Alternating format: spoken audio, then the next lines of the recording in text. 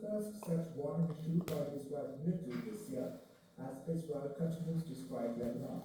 It is a reminder that this ceasefire may be holding, not just fragile. Bureau report beyond Roswell.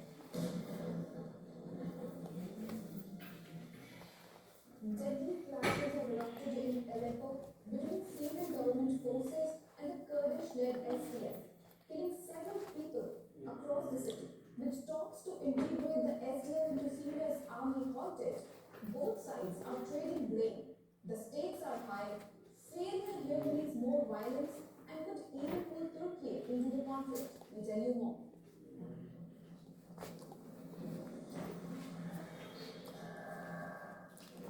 Aleppo has seen a pause in the fighting between the Syrian government forces and the Kurdish fighters.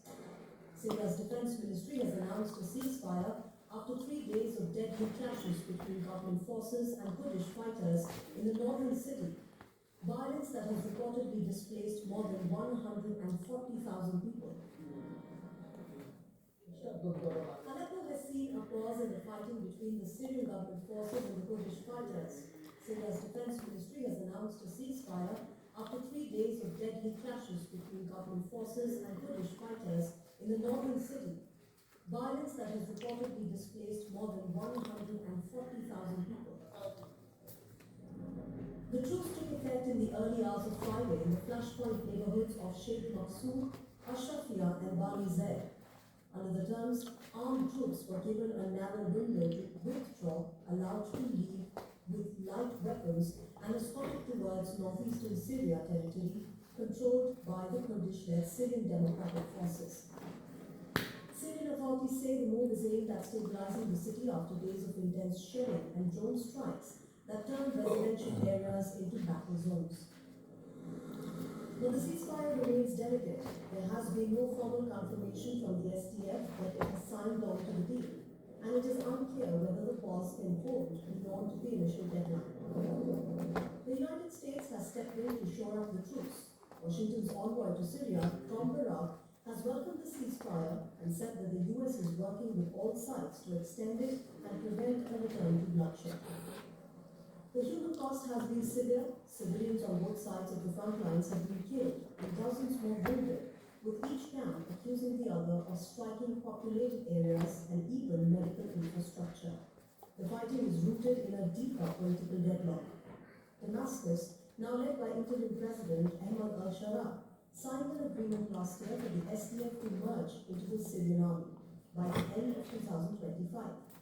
The talks have stalled over how that integration would work and who would ultimately move power. The issue is further complicated by regional dynamics. Several factions within Syria's new army have close ties with Turkey, a state that views the SDF as an extension of the PKK and has a long history of conflict with Kurdish groups, even as the SDF remains a key US partner against the Islamic State. Turkey has making a calculated phase in reset its place in the West security architecture. President Recep Tayyip Erdogan is calling for Turkey's return to the US-led F-35 stealth fighter program.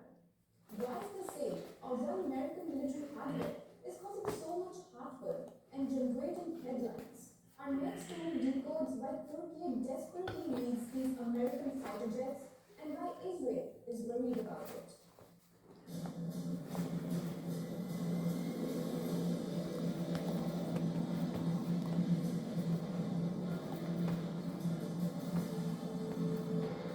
President Erdogan says Turkey's reintegration into the F-35 program is not just about jets. It's about strategy, alliances, and trust.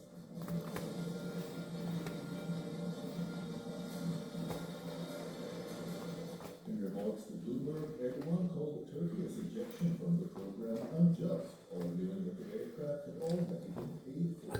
He asserts that its return would strengthen NATO's collective security.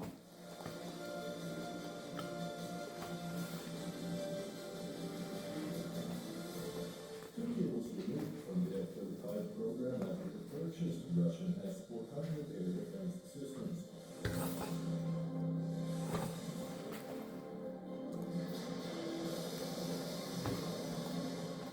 A decision that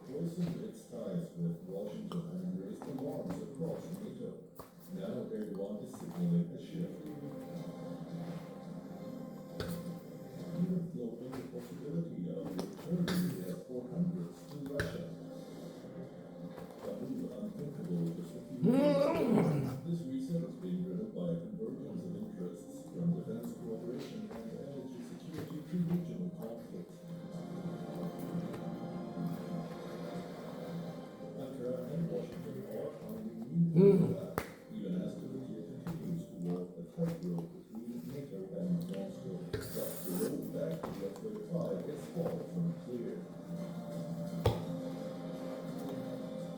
Israel has publicly voiced its reservations, ruling that sensitive technology embedded in the jet, some of it Israeli, cannot be shared with Turkey.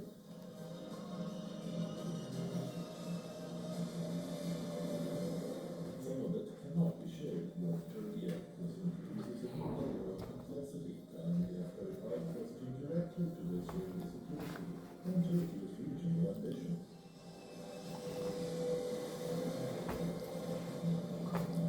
According to reports, Israel claims it has a use of technology veto right that can shut the door on Turkey's bid to acquire F-35 stealth strike fighter jets from the United States.